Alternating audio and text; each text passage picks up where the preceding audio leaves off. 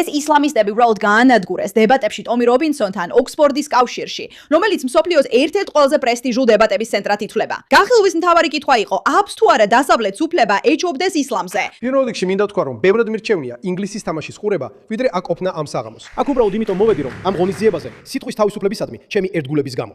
ვიცი, თქვენ სრულიად საპირისპირო შეხედულებები გაქვთ ჩემთან შედარებით, მაგრამ ვიცი, რომ შეიძლება ადამიანები დამპატიჟონ სადმე ისე, რომ არ იცოდნენ, რა შეიძლება მოხდეს ამას. ამიტომაც სრულად ვაცნობიერებდი იმ კრიტიკას, რაც შეიძლებოდა მიმეღებო, მაგრამ გილოცავთ თავისუფალი სიტყვის დაცვას და სწორედ ამიტომ მოვედი დღეს საღამოს. ისლამი თავს არ მოუჩენს როგორც რელიგია, რომელიც ცდილობს საერთო ენის პოვნას სხვებთან. მოდით ერთ სიტყვაზე შევთანხმდეთ, ამბობდა მუჰამედი. მოდით საერთო ენა ვიპოვოთ. აქ საერთო არაფერია, ხომ ასეა, მაგრამ თავარი საკითხია, არავით არის პარტნიორები. ეს არის მთავარი. ისლამი ამბობს, რომ სურს საერთო ენა, მაგრამ ეს საერთო ენა უნდა იყოს თავად ისლამი. ქრისტიანებმა უნდა უარყონ, რომ იესო არის ღვთის ძე, ანუ პარტნიორი. მოკლედ, მოდით საერთო ენა ვეძებოთ. აქ თქვენგან რამდენი ხართ გეი? ხელისაწევა არ არის საჭირო, კარგი? კურანში, ლოთის ისტორიით, ჰომოსექსუალობა დაგმობილია და ისლამური სამართლის 5 ძირითადი სკოლიდან 4 თვლის, რომ ამისთვის სასჯელი სიკვდილია. სინამდვილეში 24 ქვეყანაში, სადაც ისლამის სახელმწიფო რელიგიაა, ჰომოსექსუალობისთვის სისხლის სამართლის სასჯელია დაწესებული. მათგან 8 ქვეყანაში სასჯელი სიკვდილია. ასე რომ, მაინტერესებს, თუ გეი ხარ, შეიძლება ამის მიმართ ცოტა ერთვით ყოფილიყავი განწყობილი. ეს ქვეყნებია ავღანეთი, ირანი, ყატარი, საუდის არაბეთი, არაბთა გაერთიანებული საამიროები, იემენი. იქ კლავენ იმის გამო, რომ გეი ხარ. ვინ აპროტესტებს ამას? როცა ამ ქვეყნების სახელმწიფო წარმომადგენლები, ამ მთავრობები ჩვენს ქვეყანაში ჩამოდიან, ვინ აპროტესტებს ამას? უწყვეტად გრძელდება, ბრწყინვალეა. საოცარია, საინტერესოა.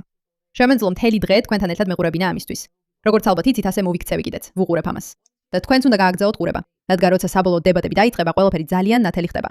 იმდენად გამჭვირვალეა, ვისაც მართალი აქვს. Stephen actually Lennon, Romans is gooding as Tommy Robinson. Stephen დღეს სავამოს შენს წინააღმდეგ გარეთ ბრბო აჯანყებულია. და რომ არა მუსლიმი პალესტინელი პრეზიდენტის დაცვა და გულუხობა და უმეტესად სამხრეთ-აზიური აღმასრულებელი კომიტეტის მხარდაჭერა, შენ ფაქტობრივად განადგურებული იქნებოდი.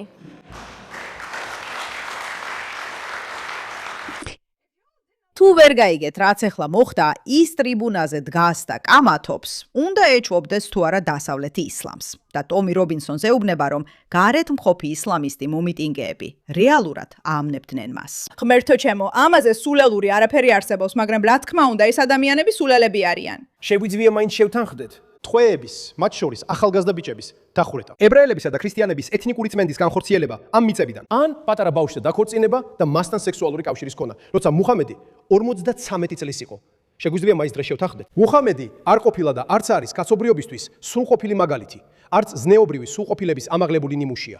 სინამდვილეში პირიქითაა. ბიჭებო, სიგიჟეა ის, რომ როცა ამას უყურებ და ხედავ რამდენად ნათელი და ზუსტი. იცით რა მოხდა საბოლოოდ? მათ წააგეს. ისლამისტმა გაიმარჯვა, რადგან ხალხი ასე ძალიან შეშინებული. თუ გჯერდებათ უკეთესი მაგალითი იმისა, რამდენად შეშინებულია ხალხი, აი ეს არის.